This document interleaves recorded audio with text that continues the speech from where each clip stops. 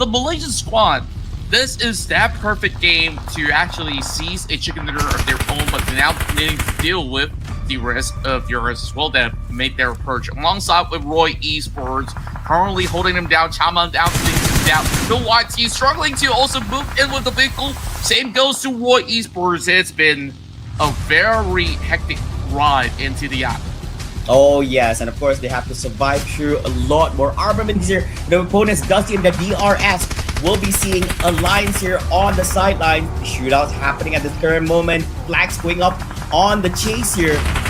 On Killer, but decides to take his towards the right side, swerve his vehicle. While all that is happening, it does seem that Starless has to pick out on Killer here at this moment. So far, as you mentioned, Alliance have had great positioning here in the game. They were not, they were within the circle for the longest time. They had short engagements here, but it does seem that Roy Esports managed to pick up one of the members here from Alliance. Roy still with the best case scenario here in the game. With 4 teams remaining, they have the most amount of players alive at this current moment. Udo Alliance, or should I say Alliance, my apologies, currently in second with 3 players. Meanwhile, Bigatron with 2 players left and Xavier with 1. The C99, aka GBOP here. We've seen some remarkable plays from him before. We'll see if he's able to replicate back his amazing plays on yesterday's game. And that seems Tusk has his aim set towards this particular building where 2 of the team members here. Ooh, the moment showed himself. Olio. The moment showed himself over there, Contra. He got picked up real fast. It was actually a crossfire from the top side and the lower side from Roy Esports. And we do know there's yet another member here from Alliance. And does seem, despite having such a great run here in this game, they have to bow out in 4th place.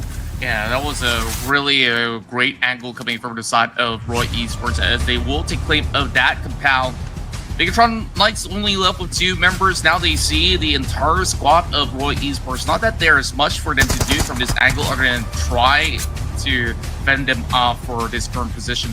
Hung by the corner of the tower, Sataro over the top side, while there is the rest of Roy, who is trailing right behind as they're hoping to close it up against those members of BTR eventually. And now it's between these 2 squads.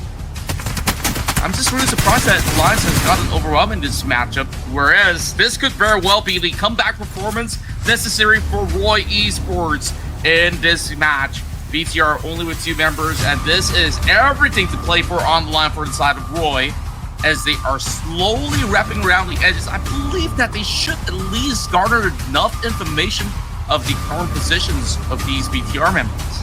Oh yeah, and of course these 2 teams right now, Roy looking very healthy, looking great here. And all we need to do is find the 2 team members from Bigatron Knights, and they do spot him out based on the shootout here. Lapar currently in trouble, but Dusty, he's able to actually get 2 of them from Roy.